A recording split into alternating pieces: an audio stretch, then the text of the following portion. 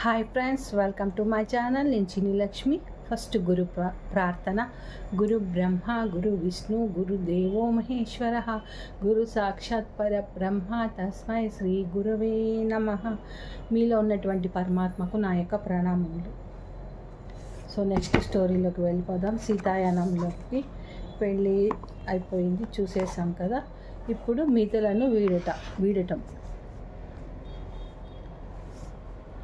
ఎలా సీతాదేవి పెళ్ళైనాక మిథులను విడిచిపెట్టింది అనే దాని గురించి తెలుసుకుందాము. వివాహం తర్వాత జనక మహారాజు తన మాటను చెల్లించుకున్నారు. ఆయన మాత శ్రీరామునికి ప్రత్యక్ష అనుభవం కోసం, భూ సౌందర్యాన్ని ఆస్వాదించడం కోసం పొలాలకు తీసుకువెళ్లారు. మహారాజు ఆయనకు నాగలి ఉపయోగించడం నేర్పగా, మాత భూమి యొక్క సజీవ లక్షణాలను, ఉదాత్తను బోధించింది. మహారాజు ఈ మధ్య ఏర్పాటు చేసిన స్థానిక పరిపాలన సంస్థ గురించి చెప్పగా, శ్రీరాముడు వాటిని చూడ్డానికి ఎంతో ఆసక్తి చూపాడు. కనుక ఆ సంస్థలు పురోభివృద్ధి గమనించుటగా వారు చుట్టుపక్కల గ్రామాలు సందర్శించారు. మహారాజుతో వాటి పరిపాలనా విధానం గురించి సుదీర్ఘంగా చర్చిస్తూ అదంతా తెలుసుకున్నాడు. శ్రీరాముడు, ఇన్ని సంవత్సరాలు నేను అయోధ్యలో నేర్చుకున్న దానికంటే మిథులలో మహారాజు దగ్గర ఈ కొన్ని వారాలలోనే పరిపాలన గురించి చాలా ఎక్కువగా తెలుసుకున్నాను అని సీతతో చెప్పారు. వశిష్ఠ, విశ్వామిత్ర ఋషుల నుంచి యుద్ధ కళలను, వేదాలను అభ్యసించినప్పటికీ పరిపాలనా సూక్ష్మాలు నేర్చుకునే అవకాశం ఇప్పటివరకు రాలేదు. మహారాజు దగ్గర అది నేర్చుకోవడం రామునికి ఎంతో ఆనందంగా ఉంది. మహారాజుకు భవిష్యత్తు కోసం తన దర్శనాలు, సూచనలు శ్రీరామునికి అందించాలని సంకల్పం ఉంది. ఆయనకు విదేహీ రాజ్యపు శక్తి తగ్గి కోసల రాజ్యపు శక్తి పెంపొందుతుంది అన్న దర్శనం ఉంది. దశరథ మహారాజు పాలనలో రఘువంశము గణనీయమైన అభివృద్ధి చెందింది. వారి రాజధాని అయోధ్య చుట్టుపక్కల అన్నింటిపైన ప్రభావాన్ని విస్తరిస్తూ విశేషాధికారం కలిగిన కేంద్రంగా ఉంది. విదేహ రాజ్యం కోసం కోసల రాజ్యంతో ఒక విషయంలో తప్ప అది జ్ఞాన కేంద్రం, దేనిలోనూ సరితూగదు. ఈ రెండు రాజ్యాలను చేరువ కావటం అంటే శక్తికి, జ్ఞానానికి వివాహం జరగటం అనేది ఆర్యవర్తానికి గొప్ప భవిష్యత్తు నిర్మిస్తుంది. అది తన ఉన్నతి, సంస్కృతి, నాగరికతలను సుదీర్ఘంగా విస్తరించగలిగితే మానవ జాతి పురోభివృద్ధి, సృష్టి అంతటికీ దోహం చేయగలదు. భూమి తిరోగమనం చక్రంలో ఉందని, ఆధ్యాత్మికత జ్ఞానం చాలా వరకు కోల్పబడి భౌతిక అభివృద్ధి పెంపొందుతుందని మహారాజుకు తెలుసు. అందుకే ఆయన రాబోయే చీకటి కాలాల నుంచి జ్ఞానాన్ని రక్షించడకే తన చివరి సంవత్సరాలను అంకితం చేయాలనుకున్నారు. మానవాళి మొత్తానికి వివాహం వల్ల ఉనగడే ప్రయోజనం కోసమే మహారాజు ఈ వివాహానికి ఒప్పుకున్నారనిపిస్తుంది. ఆయన సీతకి సరైన శిక్షణ ఇచ్చి తన మీద ఉంచబడిన బాధ్యతలను పరిపూర్ణం చేసుకున్నారు. ఆయన సీతను ఆర్యవర్తంలోని అనేక మంది యోగులు, ఋషుల వద్దకు తీసుకువెళ్ళినా ఆమె వారి వివేకాన్ని పొందేటట్టు చూశారు. శ్రీరాముడు దీనికి విలువ ఇస్తాడని, అంతేకాక వాటి స్థానాలతో పని లేకుండా చిన్న పెద్ద జీవులన్నింటి పట్ల ఆమె తీసుకునే జాగ్రత్తలను మన్నిస్తాడని ఆయనకు తెలుసు. ఆయన గొప్ప బాధ్యతల్లో చివరిది ముగియబోతుంది. మహారాజు దానిని ముగించడంలో ఆనందం కానీ, విచారం కానీ ప్రకటించలేదు. ఆయన విషయాల నుంచి తప్పుకోవడము మొదలుపెట్టాడు. ఒకానొక సాయంత్రము వంటశాల నుంచి వచ్చిన సోమ మహారాజు రాజ్యానికి బోధిస్తుండగా తన విన్న విషయాలను మాతో చెప్పింది. వంటశాలలో ప్రవేశించి తన పని మొదలు పెడుతూనే ఆమె మౌనం వహించింది. సాధారణంగా ఆమె గలగలా మాట్లాడుతూ ఎవరికో ఒకరికి ఏదో చేయమని, అది చేయమని పురామస్తూ ఉండేది. కానీ ఈ సాయంత్రం ఆమె వంటశాల శుభ్రం చేసి సర్దడంలో మొదలుపెట్టింది. అప్పుడు నేను ఆమెను ప్రశ్నించగా ఆమె విననట్లు కొంచెం దూరంగా వెళ్ళింది. ఎట్టికేళ్లకు ఒక పరిచారిక ఏమైంది అని అడిగింది. ఏమీ అవ్వలేదే అని ఊరుకుంది. సాయంత్రం భోజనం వడ్డించేటప్పుడు నువ్వు ఒక సంభాషణ విన్నావా? అవునా అడిగాడు కిరణ్. ఆమె తల ఊపింది. రోహణకు కూడా కొంత వినిపించింది. అయితే చెప్పినది ఆమెకు అర్థం కాలేదు. అదేదో గొప్ప ప్రాముఖ్యత విన్న విషయంలాగా ఉంది అన్నాడు. అది మనం వినవలసింది కాదు, సోమ బదిలిచ్చింది. బహుశా అది మనం వినవచ్చేమో, అందుకే మహారాజు నిన్ను విననిచ్చారు. ఈ పరివార కృత్యాల్లో సంభవించే ప్రతి దాని వెనుక ఒక కారణం ఉంటుందని నీకు తెలుసు. సోమ కిరణ్ను ఎదుర్కోలేకపోయింది. ఆమె ఏదైనా తన అర్థవంతంగా మాట్లాడతాడు. అతని పట్ల ఆమెకు ఎంతో ఇష్టం, గౌరవం. సోమ మాట్లాడడం మొదలుపెట్టగానే వంటశాల పరిచారికులు అందరూ చుట్టుముట్టారు. నేను విన్నదాన్ని నీకు చెబుతాను కిరణ్, బహుశా నీకు అది అర్థం అవ్వవచ్చు. భోజనం మధ్యలో నేను చివరి పదార్థం తింటుండగా పదార్థాలు తెస్తుండగా మహారాజు హఠాత్తుగా తినడం ఆపి సూటిగా శ్రీరామునితో మాట్లాడడం మొదలుపెట్టారు. రామ, రాజు తన ప్రజలకు సేవకుడు. రాజు వారి నుంచి దూరంగా జరిగితే వారికి ఇంకా సేవ చేయలేడు. నాకు విదేహీ రాజ్యంలో కుటుంబాలన్నీ తెలుసు, వారి బాధలు తెలుసు. నేను వాటిని పోగొట్టడానికి చూస్తానని చెప్పాడు. శ్రీరాముడు మహారాజు చెప్పింది శ్రద్ధగా వింటుండగానే ఆయన కొనసాగించారు. ఒకానొక వ్యాప్తి చెందుతున్న సమాజంలో కూడా అది సాధ్యమే. విస్తరించిన మనసు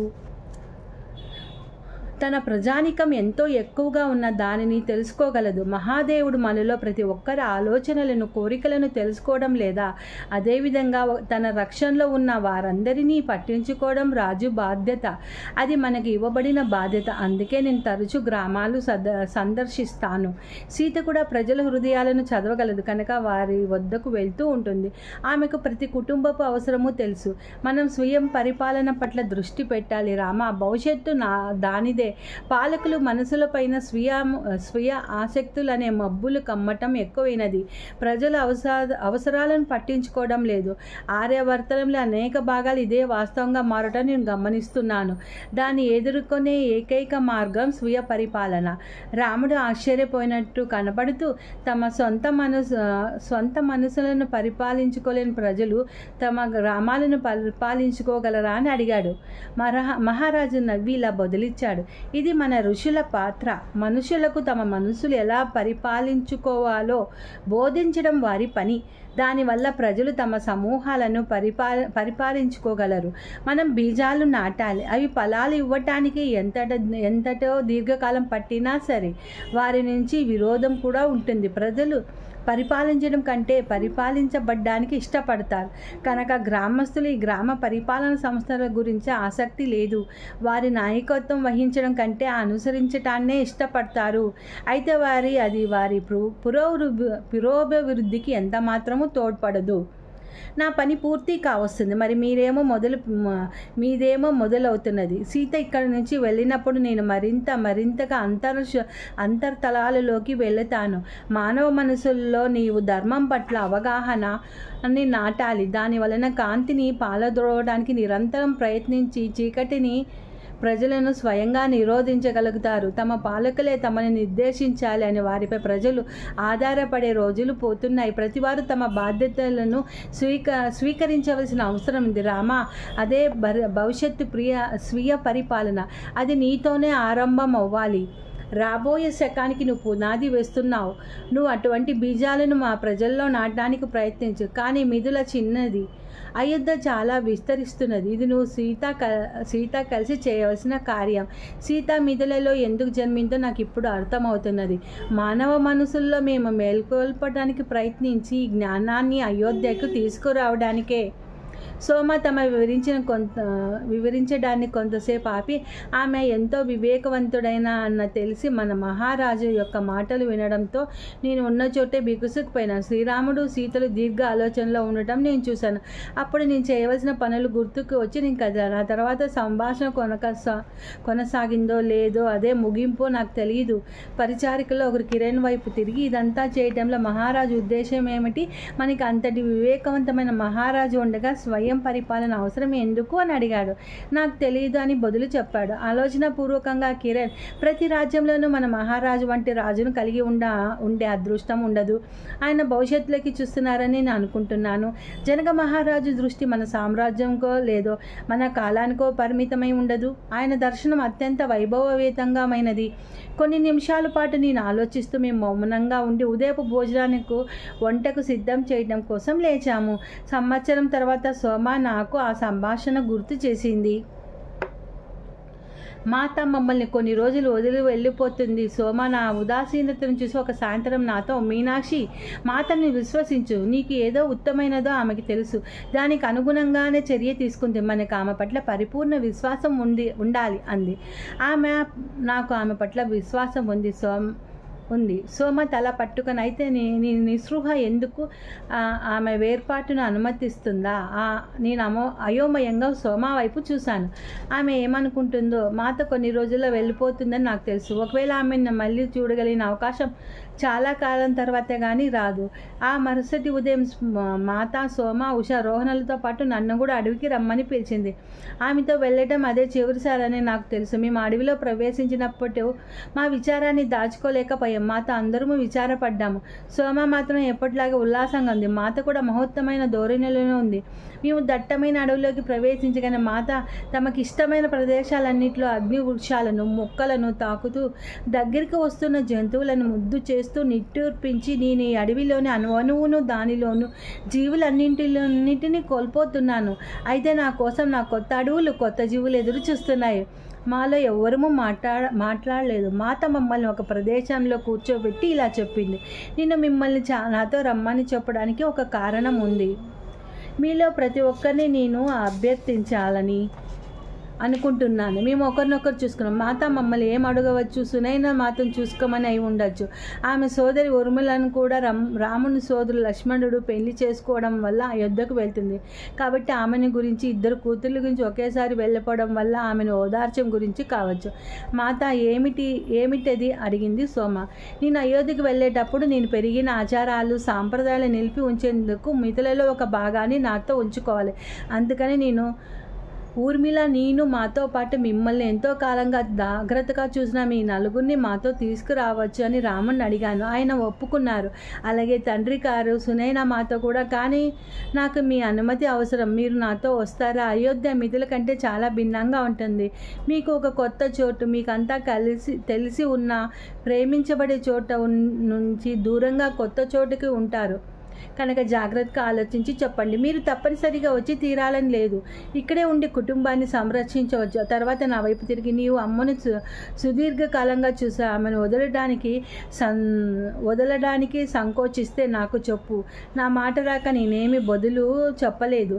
వెంటనే స్థిరమైన స్వరంతో సోమ బదులు పలికింది. మాత, నువ్వు ఎక్కడ ఉంటే నేను అక్కడే. ఇక్కడ నిలిచి ఉండే ప్రశ్నే లేదు అంది. మాత నవ్వింది. ఉషా, రోహణ కూడా అంగీకార సూచకంగా తల ఊపారు. మీరు మమ్మల్ని ఎంపిక చేసుకోవడాన్ని గౌరవంగా భావిస్తున్నామంది ఉష. ఆమె ఊర్మిళకు ఎంతో సన్నిహితురాలు. మీ అవసరాలను తగినట్టుగా మిథులకు ప్రాతినిధ్యం వహిస్తూ జీవించడానికి మేము ప్రయత్నిస్తాం. ఆ మాటలతో నాకు ఏడ్పు వచ్చింది. చాలాసేపు మాట్లాడలేకపోయిన ఎట్టికేలకు. మాత, మీరు ఇక్కడ నుండి వదిలి వెళ్తారేమోనని నేనంతో భయపడ్డాను. అటువంటిది మీరు నన్ను ఈ ముసలి దురదృష్ట సేవకురాలను శాపగ్రస్తులైన అనుభవైన ఉషా, రోహణలకు శాపం సంగతి తెలియక కనుక ఆగిపోయింది. మాత తన చేతి నాపై నుంచి నిదానంగా, మీనాక్షి, నువ్వు ముసలిదానివి కాదు, దురదృష్టవంతురాలివి కాదు. మిగిలిన వారెవరికన్నా మిథుల యొక్క ఆత్మకు నువ్వే ఎక్కువ ప్రాతినిధ్యం వహించగలవు. నాకులాగే నువ్వు ఈ నేలకు, ఈ భూమికి చెందిన దావినవి. ఆ తర్వాత ఆమె ఏడుస్తూ రోహణ వైపు తిరిగింది. ఆమెకు చెల్లెలు, మేనకోడళ్ళు, మేనల్లులు ఉన్నారు. ఆమె వారిని వదిలి వెళ్ళవలసి ఉంటుంది. బహుశా ఆమె ఎప్పుడు చూడకపోవచ్చు. నువ్వు ఖచ్చితంగా వస్తావా? రోహణ మాత వైపు స్థిరంగా చూస్తూ ఆమె తల ఊపి స్థిరమైన గొంతుతో, మాత, నేను తప్పకుండా వస్తాను. మీకు సేవ చేయడం కంటే ప్రియమైనది వేరే ఏదీ లేదు. అయితే అంతా నిశ్చయమైనట్టే. మీరందరూ సర్దుకొని సిద్ధంగా ఉండండి. మనం 2 రోజుల్లోనే వెళ్ళిపోతున్నాం. ఆమె లేచి అరణ్యాన్ని చేస్తూ, ఈ అడవే నా ప్రపంచం. నేను ఇక్కడే పెరిగాను. నాకు తెలిసిందంతా ఇక్కడే నేర్చుకున్నాను. ఇది నాకు ప్రతి విషయం బోధించింది. అందుకే నేను ఎంతో కృతజ్ఞరాలను. తన చేతిని హృదయంపై ఉంచుకొని ఆమె నెమ్మదిగా చుట్టూ చూస్తూ, నేను నా ప్రేమ నీతో వదిలి వెళ్తున్నాను.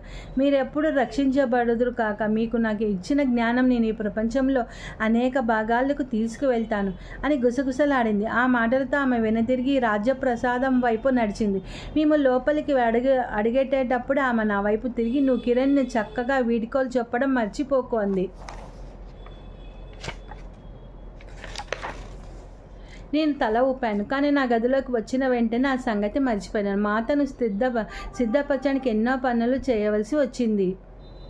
మేము ఆ ఉదయం వెళ్ళిపోతామనగా ఆ మాటలు నాకు జ్ఞాపకం వచ్చాయి. నేను హడావుడిగా అతను వెతుక్కుంటూ వెళ్ళాను. అతను గాయపడిన ఒక గుర్రపు కాలుకు కడుతూ కనిపించాడు. అతను జాగ్రత్తగా సున్నితంగా ఆ గుర్రంతో మాట్లాడుతూ చేస్తున్న ఆ పనిని కొంత దూరం నుంచి చూస్తూ నిలబడ్డాడు. హఠాత్తుగా అతను నా రాకను గుర్తించి నా వైపు తిరిగాడు. మీనాక్షి, సమయం అయిపోయిందా?